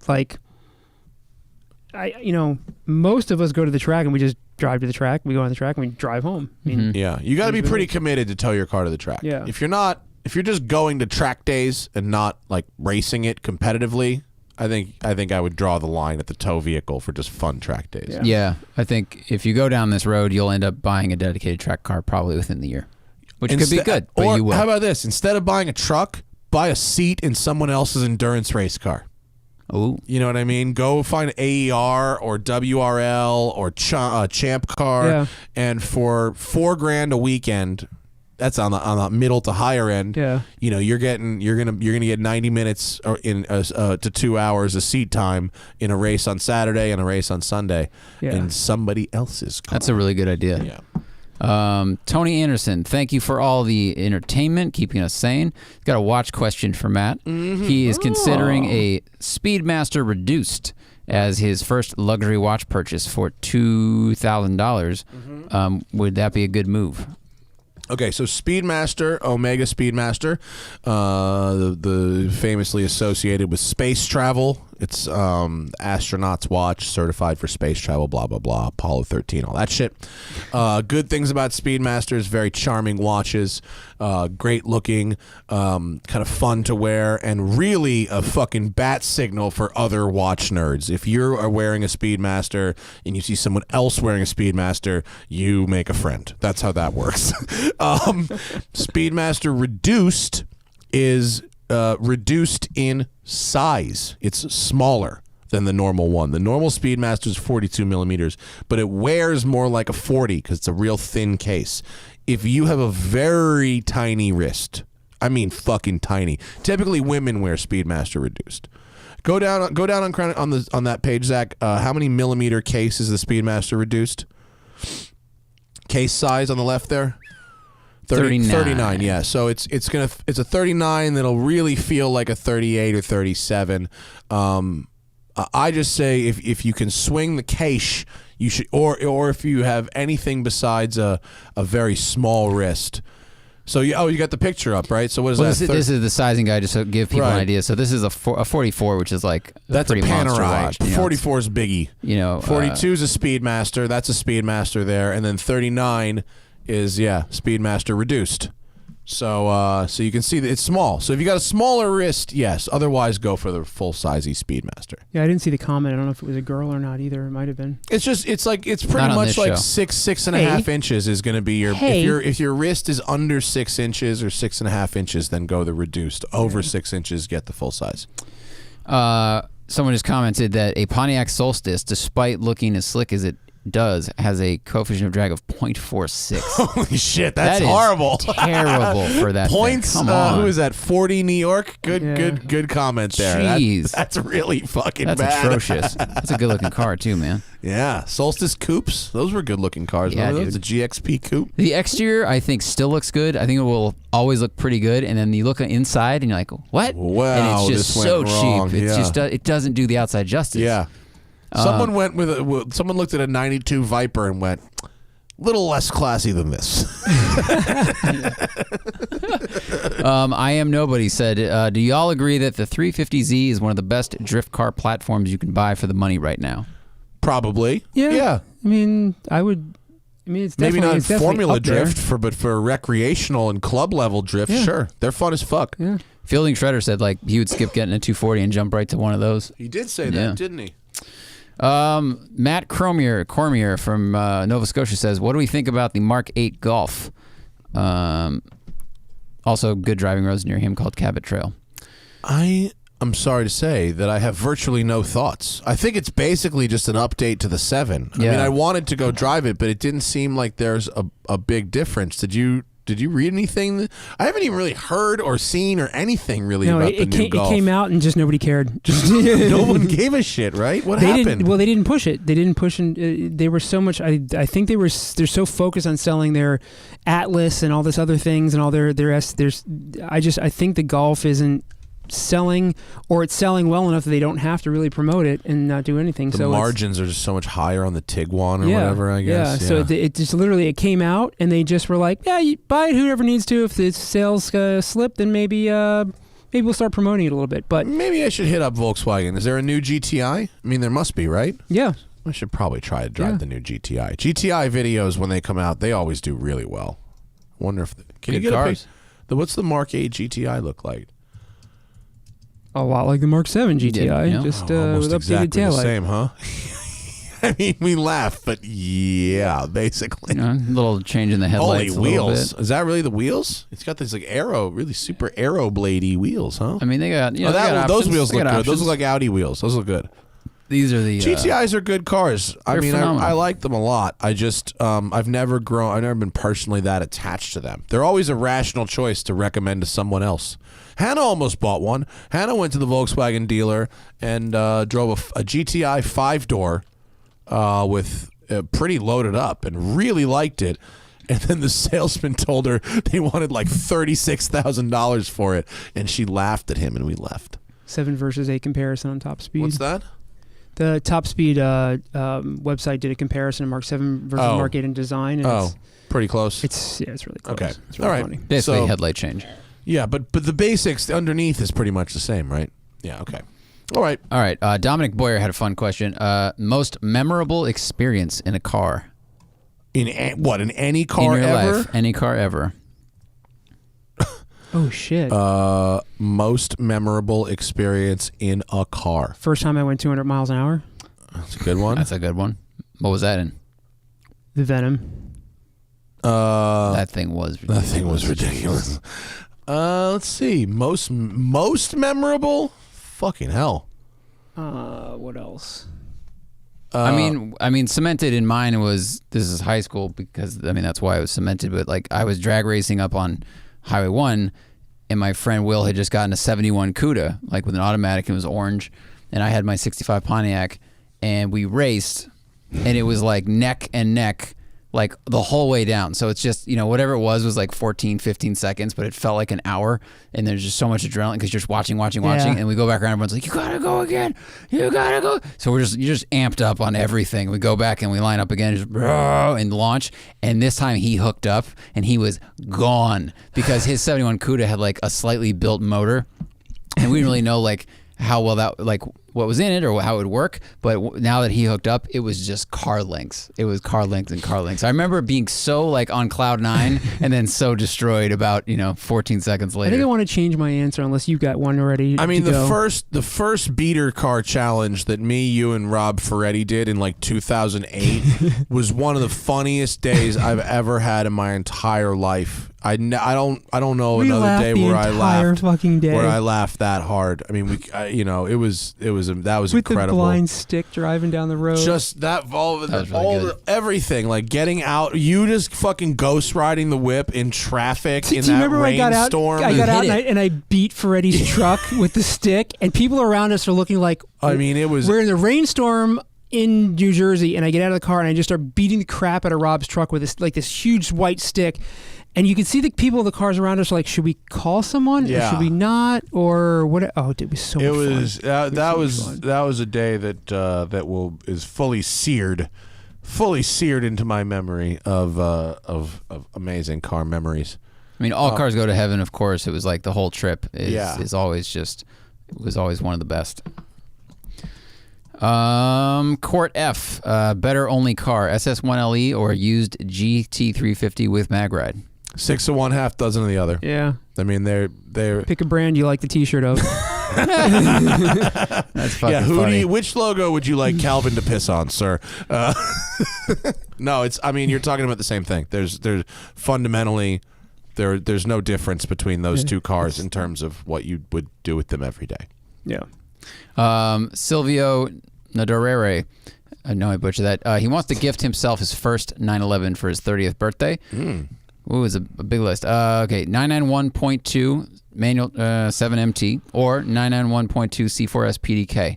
He's currently driving a 600 horsepower manual M2 comp, and he's worried about the lack of horsepower in the 911T just not doing it for him. Right. Well, the good thing is you can easily fix that. Yeah, the Carrera T has a 3-liter turbo engine, which is very easily tunable by any number of aftermarket shops. It'll see occasional snow, some track days. It'll be a daily. I mean, do you want to drive stick or do you want to drive? I mean, it comes down to where do you live in traffic. You don't need the all-wheel drive in a Porsche. It's optional. You don't need it. You need winter tires. Yes. Big fucking difference. Yep. I've seen people mobbing in the snow on rear-wheel drive 911s and snow tires. Yeah. So you do not need all-wheel drive. It is totally optional for you. When the car is within the normal realm of traction, you don't feel the all-wheel drive. Like I've driven the new Carrera S and the 4S. You can't tell the difference. It's when you really start pushing it that you feel the difference. It's a little heavier in the nose, and it doesn't. You can't slide it as well. Yeah. Do you want to drive stick or do you want to drive auto? I can tell you PDK is great. I can tell you the 7-speed as far as stick shift cars go is quite lovely. But I can't tell a person if they want to drive stick or they want to drive auto. Do you text when you drive or do you not? What do you need your right hand for exactly? So if the Carrera T, if I was going to buy a 991 generation car, the Carrera T would be at the very top of my list. It's light, rear-wheel drive, easily tunable, and has a bunch of the good bits on there. Get the rear steer. And if this person, they have an M2, so they probably like the size of the car and how it feels to drive, the engagement of it. So you'd probably like the T. Yeah, because you're into that kind of thing. You can get an M3. It's a big driving. I have videos up. It's a big change, but I'm saying cars. they didn't get an M4 and M3, so like that's why I thought they might like the smaller car a little bit. Just FYI, I have videos up of both of those cars, the Carrera 4S PDK and the Carrera T with manual. You can go watch reviews of them. Gravity Drift says he came into some money and he needs 3 supercars. He's got $500,000, and he gave us. Well, you're not getting 3 supercars for $500,000. Not 3 good ones anyway. You can get. I don't know. Here's the rule: if you're buying a $100,000 car for $60,000, it needs $40,000 worth of work. Here's the other rule, and people in comments made fun of him first, so I'm not going to be a huge asshole, but he gave us $2 for this question. Yeah. So if you're buying 3 cars for $500,000 and you want buyer advice, you should probably spend a little bit more money on your consultation. Yes, I'm with everyone. I'm with everybody who said that. Matt is happy to do a private consultation for a certain amount of money. We could do. He will be doing one-on-one consultations now for a certain. You spend $120 on an '89 930 turbo. You spend $120 on a Ferrari Testarossa. Yeah, I was going to put nice that on the list. Testarossa, and then that leaves you $255. Something modern for like a nice 458, well optioned, something like that for dailying. Yeah. I'd swap out the 930 for a 575 Maranello. Sure, there you go. Are you buying supercars just to drive supercars? Are you collecting them? Doesn't matter. For $2, he doesn't get that kind of $2. insight. It's just it's a dream list. All right. Here's hoping that Monterey Car Week and Adventure Drive is not postponed. Thanks, Chesels. Have any of us ever driven a car with hand controls? Yes. What were our thoughts? Please read my next text. I'd spend more for... Okay, I'll look for your additional comment. I have driven hand controls twice. I drove a Subaru that was modified, Forester with hand controls, and I drove a Mercedes E55 with hand controls. It's not hard at all. I mean, it's actually if you're got good hand-eye coordination, it's no big deal. Yeah, it's like learning how to drive a manual transmission. I mean, you get used to it. I was very impressed with the enthusiasm of both owners of the hand-controlled vehicles who really had fucking really passion for their customer driving. Service guy at Hennessy. His name's Charlie from Minnesota. Is in a wheelchair, and he also does some work with the tuner school guys. But he's got a first gen SRT8 Grand Cherokee that runs like mid 10s on hand controls. Whoa, cool! So you want to roll up next to somebody in an SRT and then get dusted by him, and then he gets out in his wheelchair. Nice, I like that. This commenter, Shit for Brains, said he's hooked up to his a pain relief clicker, so he's a little out of it. Oh. So I think he's in the hospital. I'm sorry about that. We also drove, I think in 2009, we went to SDHQ Off-Road in Arizona, and they loaned us a Raptor as a chase vehicle that had hand controls to film the Raptor you had. Right. So I was driving... We were trying to shoot camera out the truck, which was so stupid in hindsight because of the bouncing. But I was driving with hand controls. I remember I went off a river wash, like down into my hand, like went over the bump and I floored it. But it was, once I kind of got the hang of it, it was incredibly intuitive. Yeah. And the guy that owned it was just super chill and was like, oh yeah, let him go have fun. Yeah. Just rails. It works with the G-forces, forward is brake, and so it's cool. Really cool. You can have a good time. Yeah. Thanks for keeping me sane. You are very welcome, Galileo. 40 has another question. What do we think about the Cadillac Blackwings with 650 horsepower, 7-speed manual? Is it relevant today? Yeah. Yes. Anything with 650 horsepower and a 7-speed manual is relevant. So this is what? This is going to be the new CTSV? Yeah. Is that what they're doing? So they're just doing... Are they actually going to use that engine? The Blackwing, they said it's going to go into the CT5 and 6. Okay.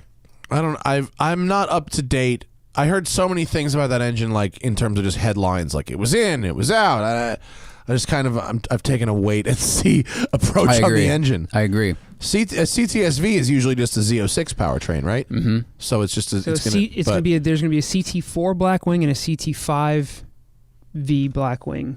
Really? Yeah. The CT. I was supposed to go on the press launch for the CT4V, and it was canceled for coronavirus. I don't know. Oh, yeah. I'm trying to pull it up but here. it is what it is. I don't know, but I mean, I would like to see a return of the manual transmission to the CTSV. It's disappointing how few current gen CTSVs we see because they're fucking animals. They're great cars. Yeah, they rule. Oh my God, they're amazing. They rule. On a related note, Wiley asked, as a single guy with no kids, would a Cadillac ELR be appreciably different from a Volt besides the number of doors and seats? Is it even worth the price difference? Yes and no. I did a bunch of research on this because I almost bought an ELR. They're amazing. If you're going to buy a used Volt and you don't need the back seat, really, the ELR is a super cool car. Mm-hmm. So they made the ELR in 14 and 16. They didn't technically sell any in 15. The difference is from an enthusiast standpoint, there's like a $10,000 difference between the 14 and the 16 because the 16 offers a performance edition, which gives you Brembo brakes and 20-inch wheels and all this other stuff. So you're going to want the ELR, but you're going to want the 16, which is another like anywhere from like $7,000 to $10,000 difference. And like that's the reason I didn't get it because I'm like, I can't get the 14 knowing that the 16's out there with this performance package that as a fucking car guy, I have to have it. Otherwise I'm going to feel like a complete douchebag driving the base model ELR. But how often are you going to canyon run? Doesn't or matter. Track run? It doesn't matter. Vault? You know that if you know that there's an ELR out there with Brembo brakes and 20-inch wheels and all this other shit, like you're going to want to have it if that's what you're worried about. Not for $10,000 difference, I wouldn't. Because if I'm buying that car, that's why I didn't buy it. That's why I didn't buy it. You know, I really and feel if you don't, the Brembo if you don't brakes. care, and if you don't care at all, then just buy the Volt. To survive stop and go traffic in Los Angeles, I use Brembo.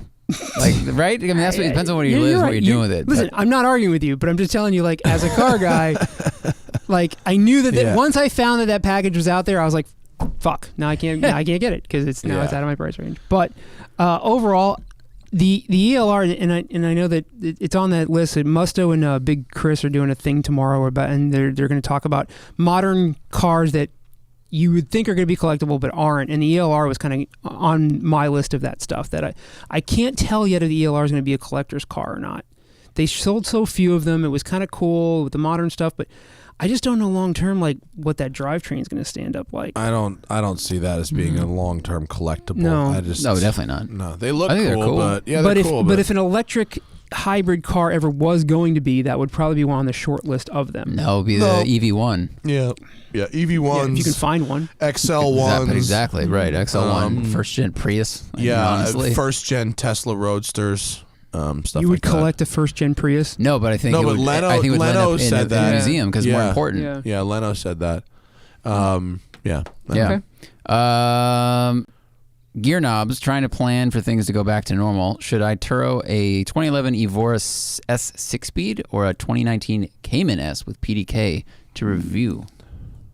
So they do content. They're renting cars to review. Renting cars to review. The Evora S is not representative of what the current product is. The 400s and the GTs are so much nicer. I would say do not. I don't think you'd be representing what that car very well by driving an S. Not that you wouldn't maybe have fun, but it's just not even close. Go with the Cayman. Nice. Carl Vogel, what's on the front of Vinny's hat? I love this question. That's a funny question. It's a great question. What is on the front of Vinny's hat? You had to look. Nothing. It's just a black. Oh no, that's it's like is it Quicksilver? Nixon. It's the Nixon watch, right? Nixon, yeah. Vinny has an extensive collection of Nixon watches that he hasn't worn since getting an Apple Watch. Yeah, no, I haven't. They do nice I don't stuff. know if it's extensive. I just have a few of them that I like. More than one. I do have more than one. Oh man, extensive Nixon. Regular contributor and question asker Ryukachu is back. He says he lost his autonomous car software industry job this morning. Oh man, that sucks. Dude. I'm sorry. Bummer. He has You're some giving us money? Damn. Well, he's giving us less than he used to, so that's okay. We're still grateful. We're still grateful. He has some extra cash for cool cars. Stay safe. Also, hype for the Taycan. Glad you all love it. Oh man, bummer. Dude, I'm sorry about your man. job. Thank you for sticking around. We're gonna have lots of free time to listen Email to Alex us. Roy. He may know a job for you. Good point. Right? Yeah. Last one, Jonathan Casco says, what were some of the best street-driven WRXs you've driven, and why were they good? Ooh. Oh, WRXs. 2.5 RS with an STI swap. The only one stands out, and the only one that ever was the kid's gray one. Mm-hmm. The RSTI that I drove on tuned was this gray one. I drove two in a day, a gray one and a blue one. Was it gray? Green. Gray. It was gray, right? And the blue one looked cool, but the gray one really drove amazing. It was a two-door, a 2.5 RS with an STI powertrain. That was the blue one, Zach. But it was the other trying one. Whatever. I mean, it was an RSTI. It was an STI swap into a 2.5 RS with a really nicely dialed-in suspension. There's a dude I know named Matt who does a lot of track days, I think, with Shift Sector, who has a really nice RSTI. I've seen some really dope ones around. Bucky Lasik has a fantastic one, but I've driven a few of them, and you don't need a ton of power. 350 horse is plenty in something like that. Totally. So those are the best. The really light ones, the older chassis, the older body style. Those are the jam. Get as close as you can to a 22B. That's always the goal. Right. 22B is the goal. You just get as close as you can to that, and you're in good shape. There's no there is zero difference between an STI with 350, 450, and 550 horsepower. Zero difference. Yeah. Just more lag. It's just more lag because the gearing is all the same, and you know what I mean. You run into just all different other kinds of issues. A usable 350 is the sweet spot. Yeah. I mean, the rally cars, like they sometimes have huge power, but they don't have a lot of lag, and that's why they have anti-lag and nitrous and stuff. But I think the good thing about Subarus is they're more fun for like tighter stuff. Yeah. And you know, just keep your power being manageable and reliable and have it come on earlier. Yeah. And you'll have more fun with it. Yeah. And I think we looked recently, like we were talking about this like a couple weeks ago, and we found some dudes like RSTI that was like on Bring a Trailer or something. It sold for totally reasonable money. Yeah. Yeah. It sold amazed. for like $13,000 or $14,000 for a completely finished and functional RSTI, which is I would just start there. That one's a little more than I'd keep it pretty close to that sort of 22. Yeah, pull that picture up. That's a good one. You want to get it pretty close to that 2.5 RS stock look. Sharp looking car, man. You know, really I almost got one of those. You know, I got the van from my mom, which wasn't really mine, but I drove that. And then I drove my dad's Lexus for a while. And when I sold that, I could have either gotten this 2.5 RS or the Legacy GT, the 2.5 GT. Yeah. I ended up getting the Legacy 2.5 GT because it was available, and I would have had to wait like 2 months to get the RS, and I just wanted it right then. But in hindsight, the 2.5 RS with an STI powertrain is really where it's at, and it's so light that you just run the stock powertrain. It doesn't have to be loud. Yeah. It doesn't have to be modified. Just a stock motor. Yeah. And They're great cars. I drove a JDM one. I drove a right-hand drive one at Gingerman for one of the Grid Lifes, and the JDM 2-liter in it was fucking spectacular. The 2-liter STI motor from Japan was really, really good. It had a totally different feel than all the U.S. motors. It was Wow. cool. Yeah. Did you ever drive a modded 2-liter US motor? Like from the 02, 03 WRXs? Back in the day, yeah. But the JDM STI engine was always the one that we wanted and couldn't get. I think theirs was like a closed block or something. Well, Right. there's the Closed deck. 2.2 closed deck from the old Legacy GT, from like the 94 Legacy GT. That's the strong one. Right. Tom Morningstar would like go digging through junkyards to find the closed deck. The red By the way, closed deck. look at the background of this picture you've got up. Look at this lifted Forester. Dude, that's a Jeep Grand Cherokee, I think. Oh, wait. It's a Forester. Oh, yeah. Isn't that a Forester? No, you're right. It's a for a lifted second, it looked like a... Forester. Yeah. That's fucking badass. Yeah, that's kind of cool. Dude, when I drove that guy's lifted and like boosted Outback, I was like, this is a fun time. Yeah. This is a weird fun There's time. a badass Outback in my neighborhood with like Team Dynamics wheels and a basket on the roof and the whole fucking thing. It's pretty badass, yeah. Vincenzo, we will miss your presence on this program. Well, if anything exciting happens, well, I gotta call in with the full review of the twin turbo C8 that I'll get to drive next Yeah, I week. guess John built one of them. Yeah. Huh? Yeah, we'll fucking. So I'll let you know what that. I'll let you know what that's like, and otherwise I'll be back. Usually Maybe you I'll can like come back once a month. Is there service out there on the track? Maybe you can like call Skype in from your phone in the car. Totally You're probably good. fucking crashing it. Nah. Did two more questions just come in? Two Zach? more Oh. did. Ever thought about doing anything like old garage 419 challenges? Would love to see another sprayed ZHZ. Oh yeah, have you ever thought about doing anything where you get banned from Hertz for life again? No, I haven't. You learned that lesson once. Yeah, one banning for life is good. And by the way, that video That's how jail works. That video didn't get all that many views either. Like, Really? It wasn't worthwhile. If you did it today, you would probably get It would. millions. Yeah, it but would. you get in more trouble. And then Dante Casali, he must have asked this Richard Gere question from a few weeks ago. If Hollywood remade Pretty Woman, what feature would Roberts explain to Gere in an electric car instead of the manual transmission in a Lotus? Fart mode. Definitely fart mode. No, Yeah. it would be like the summon thing where it moves like 8 feet on its own. Oh, yeah. Yeah. They'd have to be summoned. Yeah. I don't think I ever saw that movie. So does Julia Roberts explain how his car works to him? Yeah, so basically Richard Gere is this very rich, powerful executive. Yeah. But he is not comfortable going to pick up hookers. He's not about hookers really, or at least he puts on that air.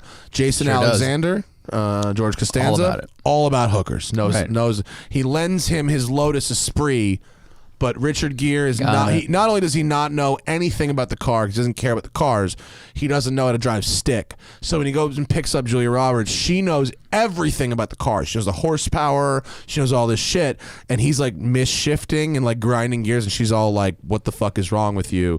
And sort of she drives it, starts mobbing. Got it. It's like a thing. Okay. Yeah. All right. Yeah. Oh, someone just dive bombed us. Someone at the did. end. Oh, shit for brains. It's a guy asking about hand controls. At 36, he caught a blood clot in his gas leg instead of the virus. So over the last week, they took his foot, then 6 inches below his knee, and now they took 3 inches above the knee. Oh, I want to continue on. All right. Don't give us any more money. Just ask questions for free in Super Chat because you're going to need this. Yeah, Jesus, dude. Wow, man. I'm sorry. They just keep taking sections of his leg off? Well, yeah, I mean. Fuck, that sucks. Wow, that's crazy. Does he have the other one? Yeah, I think he has the other one because he wants to You don't need hand controls. You can drive with your left foot? Yeah, I mean, you could still use clutch and brake with left foot, and I mean, well, if you get a prosthetic leg, like you could still work the gas. The guy on Tiger King was driving with two prosthetic legs. People definitely drive with prosthetic legs, but also if you only have one leg, you can drive an automatic gearbox with that leg. I think he was saying he wants to continue in his manual. Oh, well, all right, well, science is there for you, dude. I'm sorry they keep taking sections of your leg. That's fucked up. That is terrible. You could probably put a throttle control like on the shifter, and that way you're just doing like clutch with left foot and duck clutch. Google it. Duck clutch. God, your brain is weird. It's the clutch. It's a clutch pedal that is a gripper on your shifter. So you have a bicycle lever type of shifter on the shifter, and that's your clutch. You squeeze, shift, and then let it out. It's like a motorcycle hand clutch that's attached to your shifter. So he could set this up so that this would be the gas, maybe, or the clutch. No, you'd set it up to be the clutch. Because I was thinking if he has his left leg still, then you'd have to like be crossed over and have his left foot on the gas. Yeah, but if your other leg isn't there blocking it. You've got a pretty empty footwell to work with. Just ergonomically, though, you're crossed up the whole time. Look, the pressure on your leg. If you really wanted to be gangster, you could have some pedal box made where the accelerator was on the left. If you're only really driving one car, you could reverse your pedals. Like, there's really not a reason not to do that. But I read this once about the duck clutch, and there's got to be some way to do that. Well, the good news is he's not the only one in the world who's ever had that situation. Very true. No. I guarantee there's a solution out there. Yeah. So go visit Vinny in Houston if you're in the area. Yeah. Go stop by Hennessy once you can. Like once you can leave your house or whatever. It's a real good time to be driving cross country. I'll be back to visit. Yeah. I'm super thrilled about tomorrow. Well, we're gonna have the caddy at Westside, so you'll have to come visit that. Yep. And the cats will miss you, of course. You've always been a very good addition to this. I mean, life in general, but this show. Well, thank you, sir. Really, I appreciate it. I appreciate all the kindness. We're not thinking about it like you're moving. We're thinking about it like you're going on a long business trip and you will return. Okay. Yeah, that's what we got to do. Mm-hmm. But that's what'll happen. Thank you for everything you've done for the Smoking Tire in the last. Thank you for everything that you and the Smoking Tire and all the listeners have done for me. Yeah, follow Vinny on the gram. Continue his adventures. Vinny Russo 1, just the number 1. Vinny Russo 1 on Instagram. He has pictures of his Cadillac and of Italian desserts mostly. What else in life is there? Not much right now. That's pretty much it. Thank you, everybody, for joining us tonight. We certainly appreciate it. We're going to circle back with Johnny Lieberman real soon. Real soon, folks. What's our next live show? What day is it? Tuesday, we have Johnny Smith. And, we're going to England Thursday, next week. We're in England next week. Yeah, it's all UK all day next week. So we're gonna get that going on, and we'll get Johnny back just as soon as possible. So farewell to Vinny Russo. Thank you, guys. And try not to get too many guns. It's going to be hard to bring them back later. The Smoking Tire Podcast is powered by Shout Engine. Get your own damn podcast at shoutengine.com. It's easy. All you need is a microphone, a connection to the internet, and ideally something to say. Good night, everybody.